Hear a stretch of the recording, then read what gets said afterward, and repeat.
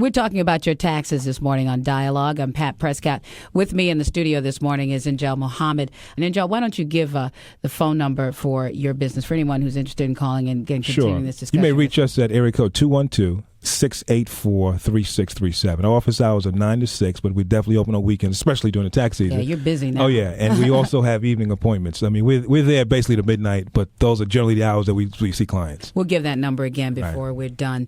You know, I think that one thing that's very important that people need to think about is the fact that, you know, we think about taxes this time of year. Right. However, planning in advance is pretty important, isn't it? It definitely is. I mean, the planning is really what one needs to do. But what happens is a lot of people find themselves in IRS problems. They hadn't planned, and that's why they're in the position they're in. And planning could be one where you minimize your taxes as a normal taxpayer, ones who do not have IRS problems. And also you can plan when you have these type of problems. For example, there's a rule called the 10-year rule in which the IRS has 10 years to collect a debt from a taxpayer. And once the 10 years are up, the taxpayer, in effect, is off the hook because the statute of limitation had expired.